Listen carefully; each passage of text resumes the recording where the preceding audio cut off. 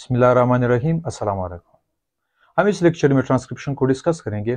Transcription means के DNA से RNA का बनना।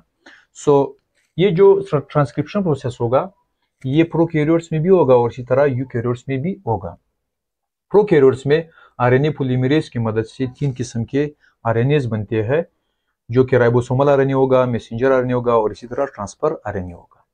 और इसी तरह जो आरएनए पॉलीमरेज है प्रोकैरियोट्स का, दिस इज फर्दर इनके फिर सब यूनिट्स होते हैं। इस तरह अल्फा अल्फा सब यूनिट, बीटा बीटा प्राइम सब यूनिट और इसी तरह ओमेगा सब यूनिट। ये जो 5 सब यूनिट है this is called core enzyme, इनको कोर एंजाइम कहा जाता है। और इसी तरह आरएनए पॉलीमरेज को डीएनए के स्ट्रैंड के साथ अटैच करवाने के लिए सिग्मा फैक्टर भी होता है। सिग्मा फैक्टर और इसी तरह core enzyme are collectively called holoenzyme, इनको होलो एंजाइम कहा जाता है। आरएनए पॉलीमरेज इस कोफैक्टर की मदद से इस डीएनए के स्ट्रैंड के साथ लग जाएगा। This is sigma factor and this is core enzyme. इसका जो कोर एंजाइम होगा, जब भी सिग्मा फैक्टर स्ट्रैंड के साथ लगेगा तो ये जो कोर एंजाइम होगा वो यहाँ पर लग जाएगा। फिर इसी तरह यूकैरियोट्स में 3 different type of RNA polymerase है, 3 डिफरेंट टाइप्स ऑफ आरएनए को बनाने के लिए। तो आरएनए पॉलीमरेज 1 ये वो एंजाइम होता है जो राइबोसोमल आरएनए को सिंथेसाइज करेगा। इसी तरह आरएनए पॉलीमरेज 2 जो होगा वो मैसेंजर आरएनए को सिंथेसाइज करेगा और इसी तरह आरएनए पॉलीमरेज 3 जो होगा वो ट्रांसफर आरएनए को सिंथेसाइज करवाएगा। इन तीनों आरएनए के साथ प्रोटीन का होना बहुत लाजमी है and this protein is called general transcription factor. इसको जनरल ट्रांसक्रिप्शन फैक्टर कहा जाता है। फिर इसी तरह डीएनए का जो डीएनए स्ट्रैंड्स होते हैं, डबल स्ट्रैंडेड डीएनए में एक खास किस्म के न्यूक्लियोटाइड की अरेंजमेंट होती है and this specific arrangement of nucleotide is called promoter. ये प्रोमोटर कहलाता है। प्रोमोटर क्या करेगा? प्रोमोटर आरएनए पॉलीमरेज को अपने साथ अटैच करवाएगा, यानी जब भी आरएनए पॉलीमरेज सिग्मा फैक्टर की मदद से या फिर किसी प्रोटीन की मदद से इनके पास आए तो ये फिर इन प्रोमोटर्स के साथ आसानी से अटैच होंगे। फिर इसी तरह जो प्रोमोटर साइट है ये प्रोकैरियोट के मुख्तलिफ होते हैं और इसी तरह यूकैरियोट के फिर अपने होंगे। जो प्रोकैरियोट में होगा दिस इज -35 एंड -10। -35 जो सीक्वेंस होगा न्यूक्लियोटाइड का वो क्या होगा? TGACA और इसी तरह -10 सीक्वेंस जो प्रोकैरियोट में होगा दिस इज TATAAT। इसी तरह जो यूकैरियोट में होगा -70 this also called CAAT box and -25 this also called TATA box, यानी CAAT कैट एंड TATA और इसको CAAT box and TATA box भी कहा जाता है। फिर इसके बाद देखते हैं, लेट सपोज ये डीएनए का एक स्ट्रैंड है और इसी तरह जो प्रोकैरियोट के आरएनए ने सिंथेसाइज होना हो तो ये इनिशिएशन कहलाएगा। हमने सबसे पहले क्या करना है, आरएनए पॉलीमरेज को इस स्ट्रैंड के साथ अटैच करवाना है फॉर प्रोकैरियोट। तो क्या होगा? This is core enzyme and this is sigma factor. Sigma factor क्या करेगा? इस स्ट्रैंड के साथ लग जाएगा ऑन प्रोमोटर साइट और फिर ये यहाँ से रिलीज होगा एंड फाइनली ये जो कोर एंजाइम होगा ये जो रेड कलर का है ये यहाँ पर अटैच हो जाएगा और इस सिंगल स्ट्रैंड को रीड करना शुरू कर देगा। अगर यूकैरियोट हो तो यूकैरियोट में आरएनए पॉलीमरेज तो होगा। लेट सपोज आरएनए पॉलीमरेज 2 है, ये मैसेंजर आरएनए को सिंथेसाइज करेगा तो इसके साथ फिर एक प्रोटीन लगा होगा। This protein is called general transcription factor. जब ये लगा होगा ये फिर जो प्रोटीन होगा ये यहाँ पर आकर लग जाएगा, यहाँ से रिलीज होगा और फाइनली आरएनए पॉलीमरेज 2 जो होगा वो इस डीएनए के इस स्ट्रैंड के साथ लग जाएगा और इसको रीड करना शुरू कर देगा। ये हमने वैसे कंसिडर किया हुआ है। यहाँ से अगर यूकैरियोट ने अटैच होना हो वो किस तरह अटैच होगा, और अगर अगर यहाँ से प्रोकैरियोट के आरएनए पॉलीमरेज ने अटैच होना हो ये किस तरह होगा, और वहां से अगर यूकैरियोट को के आरएनए पॉलीमरेज ने अटैच होना हो वो किस तरह होगा। अब हम अगर लेट सपोज हम यूकैरियोट को के आरएनए पॉलीमरेज 2 को अटैच करवाना चाहते हो तो यहाँ पर एक स्पेसिफिक प्रोटीन होगा जो यहाँ पर स्ट्रैंड के साथ लग जाएगा, इस सिंगल स्ट्रैंड के साथ, और फिर फाइनली आरएनए पॉलीमरेज 2 जो होगा वो स्ट्रैंड के साथ लग जाएगा और इसको रीड करना शुरू कर देगा। और फाइनली ये जो आरएनए पॉलीमरेज 2 होगा ये ट्रांसक्रिप्शन बबल बना देगा। दिस का ट्रांसक्रिप्शन बबल। ट्रांसक्रिप्शन बबल कब बनेगा? जब ये आरएनए पॉलीमरेज इस प्रोमोटर साइट के साथ लग जाए और इसको रीड करना शुरू कर दे। अब कब बनेगा ट्रांसक्रिप्शन बबल? जब ये जो this is nitrogenous base, this nitrogenous base इनके दरमियान हाइड्रोजन बॉन्डिंग था इसकी ब्रेकडाउन हो गई, यानी ये टूट गए और इसी तरह ट्रांसक्रिप्शन बबल बन गया।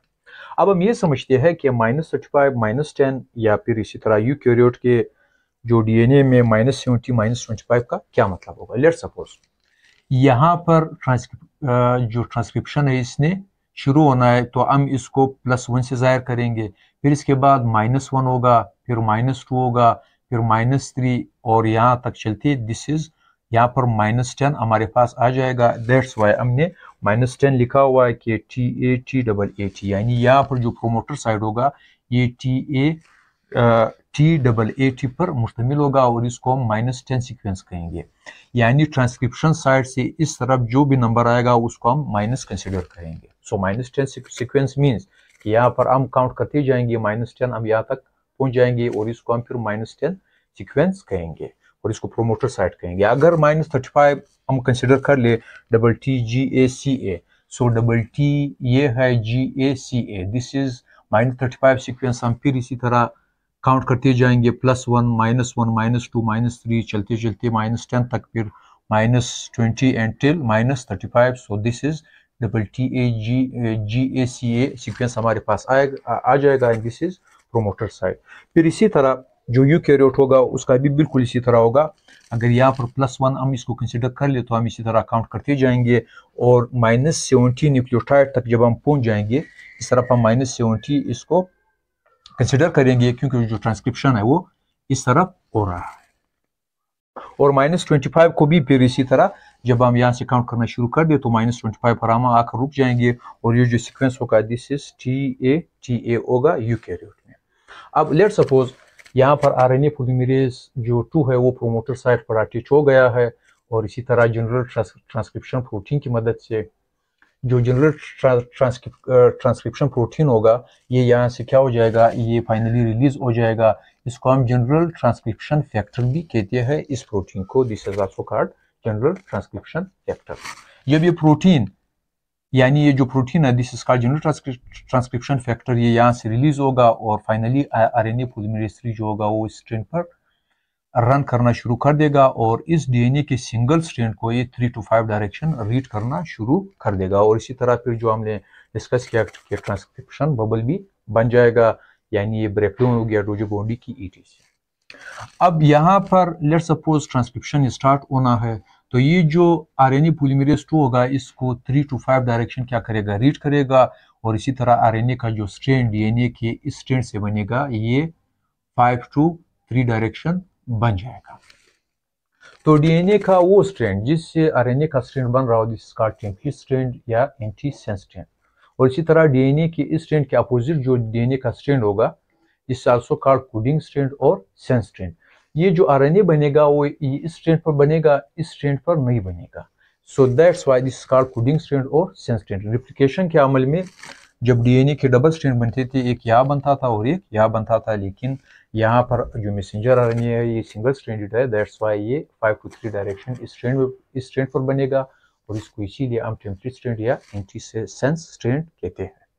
फिर इसके बाद जब RNA का लेंथ यहाँ तक पहुंच गया, अब फाइनली दिस प्रोसेस का एलोंगेशन यानी इनिशिएशन तो हो गया, फिर उसके बाद ये RNA का जो स्ट्रैंड है ये बन गया और इसको हम एलोंगेशन कहेंगे। अब टर्मिनेशन पॉइंट आएगा, तो जब टर्मिनेशन होगी तो स्पेशल बेस पेयर यहाँ पर लगे होंगे एंड दिस इज GCC अगर आ जाए DNA के इस सिंगल स्ट्रैंड पर तो दिस इज टर्मिनेशन पॉइंट, ये टर्मिनेशन पॉइंट होगा। और फिर यहाँ पर कुछ और बेस पेयर होंगे, फिर वंस अगेन अगर यहाँ पर G और G बेस पेयर आ जाए इट मीन्स के now there should be termination, यानी अब ये जो RNA स्ट्रैंड होगा ये फर्दर नहीं बनेगा। किस तरह नहीं बनेगा, लेट्स सपोज हम यहाँ पर फर्ज करते हैं कि हमारे पास जो स्ट्रैंड आ गया है वो DNA पर वो है G एंड C और इसी तरह G। अब जो RNA का स्ट्रैंड इस C पर बनेगा वो इस तरह होगा C एंड G और इसी तरह यहाँ पर इसका होगा G एंड C। अब ये तो हमने बना लिया। अब क्या होगा कि जब आरएनए का इस तरह का स्ट्रैंड बनेगा, लेट सपोज ये आरएनए का स्ट्रैंड बन गया है, हम इसको सपोज करते हैं, और यहाँ पर जो दरमियान में मैंने छोड़ा हुआ है ये आप यूँ समझिए कि और नाइट्रोजीनियस बेसिस है, इसको हम इस तरह कंसिडर कर लेते हैं। लेट सपोज ये स्ट्रैंड में इसको मान लेता हूँ, तो जब इस तरह आएगा यानी आरएनए का स्ट्रैंड पर इस तरह के बेस पेयर होंगे, तो ये बेस पेयर क्या बनाएंगे, ये ऊपर उठ जाएंगे और ये जी इसी के साथ क्या करेगा, हाइड्रोजन बॉन्ड बना लेगा। लेट सपोज अब यहाँ पर ये जी है, इसने इस सी के साथ क्या कर दिया है, हाइड्रोजन बॉन्डिंग बना दिया है, और इसी तरह दिस सी इसने जी के साथ हाइड्रोजन बॉन्ड बना लिया। तो ये जी है जिसने इस सी के साथ हाइड्रोजन बॉन्ड बनाया, और इसी तरह ये जो जी होगा ये इस सी के साथ हाइड्रोजन बॉन्ड बना लेगा, क्योंकि और इसी तरह एक इस तरह का एक लूप बन जाएगा। जब इस तरह का एयर पिन बन जाएगा तो दिस मीन्स के टर्मिनेशन हो गया है, अब फर्दर जो आरएनए का स्ट्रैंड होगा वो आगे नहीं बढ़ेगा। तो इस एयर पिन लूप के बाद एक छोटा सा टेल बनेगा और ये यूरेसिल यू यानी यूरेसिल पर ये मुश्तमिल होगा। इट मीन्स के now RNA is been synthesised, तो एक एंजाइम आएगा और इसी तरह आरएनए को यहाँ से क्या कर देगा, उसको यहाँ से निकाल लेगा। सो हमने ये देखा कि 5 to 3 डायरेक्शन, तो ये सिंथेसाइज हो रहा है आरएनए या मैसेंजर आरएनए। जब ये अपने एक खास पॉइंट पर आएगा तो इस तरह का एक एयर पिन बन जाएगा, और जब ये एंजाइम इसको यहाँ से खींच देगा, यहाँ तक ले आएगा। नाउ आरएनए तो बन चुका है, अब इसमें और चेंजेस भी होनी है। अगर ये यूकैरियोट का मैसेंजर आरएनए हो तो चेंजेस होंगी, अगर प्रोकैरियोट का मैसेंजर आरएनए हो तो ये डायरेक्टली साइटोप्लाज्म में रिलीज हो जाएगा और वो फिर अपना फंक्शन परफॉर्म कर लेगा। इसका जो फंक्शन होगा वो ट्रांसलेशन होगा, यानी प्रोटीन सिंथेसिस में ये अपना रोल अदा करेगा। फिर अगर यूकैरियोट हो फिर इसमें और भी चेंजेस होंगी। This changes are called post transcriptional modification of messenger RNA, यानी ट्रांसक्रिप्शन के बाद फिर हमने मैसेंजर आरएनए में और भी ज्यादा चेंजेस होनी है, यानी ये होंगी। किस तरह होंगी, लेट्स सपोज ये मैसेंजर आरएनए जो ये बन चुका है, दिस मैसेंजर आरएनए, ये जब डीएनए से डिटैच हो जाए यानी उससे अलग हो जाए, तो यहाँ पर एक केप फुट हो जाएगा और वहां पर एक टेल फुट हो जाएगा। ये जो केप होगा, यहाँ पर जो मैसेंजर आरएनए है यहाँ पर 2 फास्फेट ग्रुप पहले से मौजूद है, तो गवानोसिन मोनोफास्फेट आकर यहाँ पर लग जाएगा और गवानोसिन मोनोफास्फेट के बाद एक मिथाइल ग्रुप भी आकर लग जाएगा। सो फाइनली क्या बनेगा, 7 मिथाइल गवानोसिन ट्राइफास्फेट बन जाएगा और इसको हम केप कहेंगे, यानी ये मैसेंजर आरएनए का केप होगा। फिर इसी तरह यहाँ पर टेल लगेगा जिसको हम पॉलीटेल ए कहेंगे, यानी बहुत ज्यादा एडेनिन जो होंगे वो यहाँ पर आकर अटैच हो जाएंगे, तो इसी तरह मैसेंजर आरएनए का टेल भी बन जाएगा। अब एड और टेल दोनों का एक ही फंक्शन है, ये इनिशिएट ट्रांसलेशन, ये ट्रांसलेशन को इनिशिएट करवाएंगे और इसी तरह प्रिवेंट डिग्रेडेशन, और इसी तरह मैसेंजर आरएनए की डिग्रेडेशन को प्रिवेंट कराएंगे। डिग्रेडेशन मीन के जब भी न्यूक्लियस के एंजाइम्स which are called न्यूक्लियेजेस या फिर इसी तरह फॉस्फेटेजेस एंजाइम इस मैसेंजर आरएनए पर फिर अमल नहीं कर सकेंगे और ये आसानी से साइटोप्लाज्म में जा सकेगा। फिर इसके बाद जब ये एड और केप मैसेंजर आरएनए पर लग जाए, फिर इसके बाद इसमें और चेंजेस होंगी, और वो चेंजेस ये होंगी कि ये जो मैसेंजर आरएनए है इसमें सारे जो ये न्यूक्लियोटाइड लगे हुए हैं, दिस आर, इसमें ये जो कोड इनमें मौजूद है ये प्रोटीन के लिए नहीं है, यानी सारे जो कोड होंगे वो प्रोटीन के लिए नहीं होंगे, यानी इन सब में वो इंफॉर्मेशन नहीं होगा। सो वो मैसेंजर आरएनए का पार्ट जिसमें कोड मौजूद हो, सो उसको हम एक्सॉन कहेंगे, और वो मैसेंजर आरएनए जिसमें कोई कोड मौजूद ना हो प्रोटीन सिंथेसिस के लिए उस जो न्यूक्लियोटाइड्स होंगे उनको हम फिर एथ्रोन कहेंगे। सो इंट्रोन जो है वो ये है और एक्सॉन ये है, यानी लेट सपोज ये जो हमारे पास न्यूक्लियोटाइड लगे हुए हैं this code for amino acid, so they are called exon. ये जो न्यूक्लियोटाइड्स है ये जो लगे हुए हैं this are called intron and they have no code for amino acid. Intron ने क्या करना है, इसने रिमूव होना है, और एक्सॉन ने जो है वो आपस में मिलना है जिनमें कोड मौजूद हो। सो क्या होगा, फिर स्प्लाइसिंग का जो होगा प्रोसेस होगा। स्प्लाइसिंग में क्या होता है कि गेट राइड ऑफ एंथ्रोन और इसी तरह स्टिचिंग ऑफ एक्सॉन। ये जो स्प्लाइसिंग का अमल है ये ख़ास किस्म के जो आरएनएज होते हैं which are called small nuclear RNA, ये प्रोटीन्स के साथ मिल जाते हैं और इसी तरह एक कम्प्लेक्स बन जाता है, that is called RNA protein complex. इनको फिर हम आरएनए प्रोटीन कम्प्लेक्स कहेंगे जब ये आरएनए और ये प्रोटीन आपस में मिल जाए। जब ये आपस में मिलेंगे ये क्या करेंगे, इन इंथ्रोन्स को मैसेंजर आरएनए से निकाल देंगे और इसी तरह ये जो एक्सोन होंगे ये आरएनए लाइगेज की मदद से ये जो एक्सोन होंगे आपस में क्या हो जाएंगे, मिल जाएंगे। कुछ बुक्स में ये भी लिखा हुआ है कि ये जो आरएनए और प्रोटीन का कम्प्लेक्स होगा ये इन एक्सोन को आपस में मिला देते हैं, लेकिन कुछ बुक्स में लिखा हुआ है कि नहीं, एक्सोन को मिलाने के लिए आरएनए लाइगेज होगा जो कि एक एंजाइम है, इनको आपस में मिला देगा। तो इसी तरह हमने तो यहाँ तक डिस्कस कर दिया कि अब ये जो आरएनए बना हुआ है ये वाला जिसमें एक्सोन मौजूद है, एडोर्टेल मौजूद है, this is called mature messenger RNA. हमने ये डिस्कस किया कि ये जो डीएनए का स्ट्रैंड है ये 3 to 5 डायरेक्शन होता है और इस पर जो आरएनए बनेगा, आरएनए के जो न्यूक्लियोटाइड्स अरेंज होंगे ये should be in 5 to 3 direction, ये 5 to 3 डायरेक्शन होनी चाहिए। ये किस तरह होंगे, लेट्स सपोज हमने यहाँ पर बनाया हुआ है, ये हमारे पास जो है ये डीएनए का स्ट्रैंड है जिस पर मैसेंजर आरएनए के न्यूक्लियोटाइड्स ने मिलना हो और इसी तरह मैसेंजर आरएनए बनाना हो। तो ये जो ये यहाँ पर 3 to 5 डायरेक्शन है, यहाँ पर अगर देखा जाए इट इज पेंटोज शुगर, यानी ये सॉरी डीऑक्सीराइबोज शुगर है। यहाँ पर इसका ये कार्बन नंबर 1 होगा, ये 2 होगा, ये 3 होगा, इसी तरह ये 4 होगा और इसी तरह यहाँ पर 5 कार्बन भी होगा जिसके साथ फॉस्फेट ग्रुप अटैच है। अब क्या होगा कि 3 एंड यहाँ पर और यहाँ पर अगर देखा जाए यहाँ पर फॉस्फेट जो है इस कार्बन के साथ अटैच है, इट मींस कि दिस इज 5 एंड। तो जो डीऑक्सीराइबोज शुगर है वो इस तरह अटैच हुए है या जो न्यूक्लियोटाइड्स है वो इस तरह अटैच हुए है कि इसका फॉस्फेट ग्रुप जो है वो 5 एंड ऊपर है और 3 एंड नीचे है। अब अगर हम आरएनए के न्यूक्लियोटाइड यहाँ पर मिलाना चाहते हैं, लेट्स सपोज हम यहाँ पर कंसिडर करते हैं कि यहाँ पर भी OH अटैच है और इसी तरह यहाँ पर भी OH अटैच है। तो अब ये किस तरह होगा, अब यहाँ पर ये थाइमिन हमारे पास नाइट्रोजीनियस बेस है तो जाहिर बात है वो न्यूक्लियोटाइड आएगा जिसमें एडेनिन नाइट्रोजीनियस बेस मौजूद हो। पहले हम कार्बन ये जो है दिस इज राइबोज शुगर, इसको हम काउंट करते हैं, ये कार्बन नंबर 1 होगा, ये 2 होगा, ये 3 होगा, ये 4 होगा और यहाँ पर 5 कार्बन होगा जिसके साथ फॉस्फेट ग्रुप अटैच है। अब जो 3 एंड है वो इस तरफ है। अब दूसरा न्यूक्लियोटाइड आएगा जो कि आरएनए पॉलीमरेज 2 की मदद से आएगा, वो यहाँ पर आकर इसका जो नाइट्रोजीनियस बेस होगा वो गवानीन होगा क्योंकि डीएनए पर जो है वो साइटोसिन नाइट्रोजीनियस बेस मौजूद है।